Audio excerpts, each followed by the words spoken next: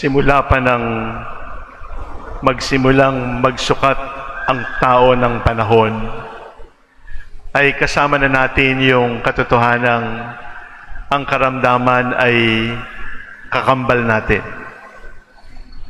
When we were born with a twin sister, and our twin sister is Sister Death. Pinanganak tayo, tiyak na tayo na mamamatay tayo balang araw. At tiyak na tiyak din na kahit anong iwas natin ay magkakasakit tayo. Ang karamdaman ay bahagi ng ating pagiging tao. Pag nasa langit na tayo, hindi na tayo magkakasakit.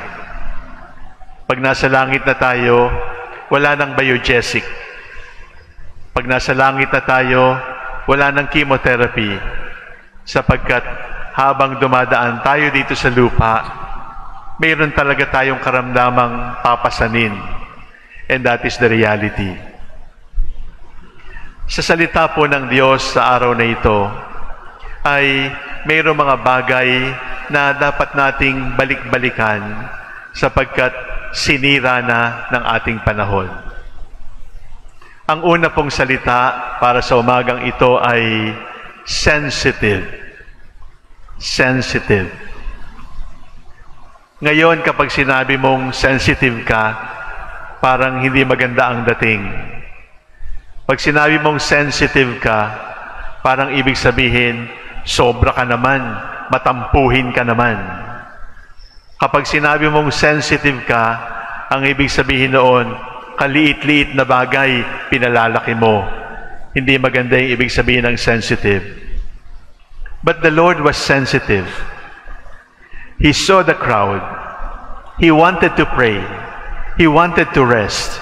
But He saw the needy crowd. He saw the sick crowd. And what did He do? He stopped His rest.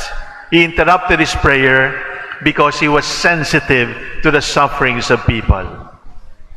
Kailangan po nating ibalik yung kagandahan ng pagiging sensitive, sapagkat ang kabaligtaran ng sensitive ay manhid. Gusto ba nating sabihin ikaw ay manhid? O gusto ba nating masabing ako ay marunong makiramdam? Ang ibig sabihin, natutuwa siya, natutuwa rin ako, hindi ako naiinggit. Naluluha siya, naluluha din ako, hindi ako nagpapasalamat na wala akong luha. Sensitivity is to be able to suffer with those who suffer, to laugh with those who laugh, to endure with those who are carrying their crosses. Sensitivity is a virtue. Sensitivity is a part of charity. At ang isang taong hindi marunong makiramdam ay nagkukulang sa pagmamalasakit at pagmamahal.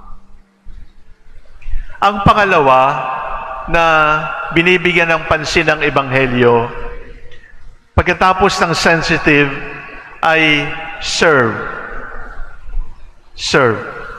Service. Sinira na rin ito ng ating panahon, sapagkat ang service ay ginawa na nating negosyo. Di ba sabi sa sulat sa mga Hebreyo, they entertain strangers without knowing that they were entertaining angels. Takot na tayo ngayong magpakain. Takot nang magpapasok sa bahay. Takot nang magbigay at tumulong.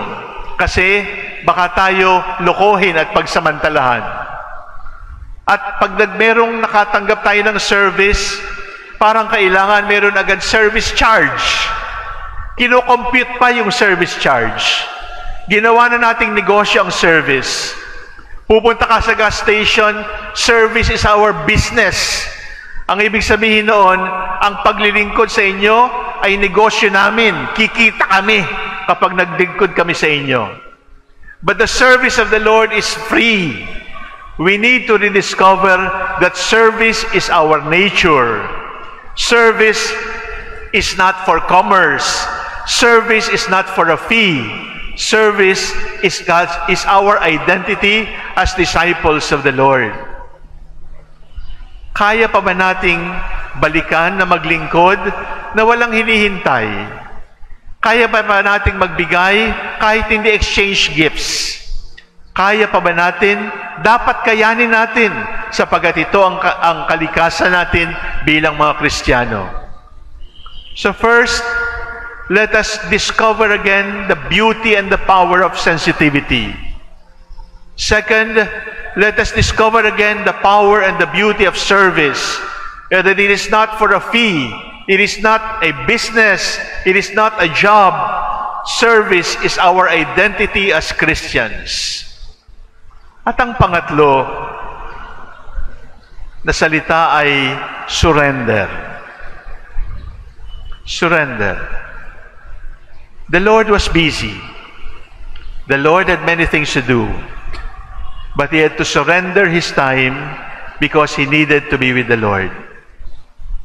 Pero, ano nang nangyari sa salitang surrender? Kapag surrender, ibig sabihin talo. Kapag surrender, ibig sabihin defeat. Kapag surrender, ibig sabihin wala kang ngiti ng tagumpay. But surrender is a beautiful word. Surrender is not a negative word. In fact, when we do not appreciate the value of surrender, we will not be able to appreciate the power of the Lord. It is only in surrendering our freedom that we can be totally free. It is only in surrendering our sickness that we can be totally healed. It is only in surrendering our sins that we can totally be forgiven. It is only in surrendering our dreams that we can live in hope. Mga minamahal kong kapatid, ang surrender ay hindi pagkatalo. Ang pagsuko ay hindi pagkatalo. Ang pagsuko ay daan ng tagumpay. Sinisira ng ating lipunan ang ibig sabihin ng surrender. But surrender makes us totally free. Free children of God. Balikan natin ang tatlong salita para sa ating paghihilom. Balikan natin ang tatlong ito at tingnan natin nasaan tayo. Sensitive. Kapag may sakit, sensitive ang katawan. Pero kapag nagmamahal, sensitive din ang puso sa pinagdaraanan ng mahal mo. Kapag naglilingkod, serve without service charge. Because service is not a business. Service is not a job. Service is our identity. And if you are sick, you also serve the Lord in your sickness. Surrender, suko sa Diyos. Sapagkat sa pagsuko sa Diyos, panalo tayong lahat, tagumpay tayong lahat.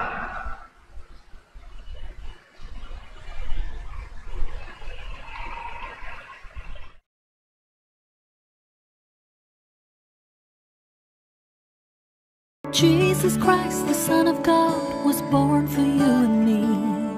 He came to bring the good news, from sin to set us free. The blind, the deaf, the lame, the poor, His power meant to see. He gave His life upon the cross, eternal life the key.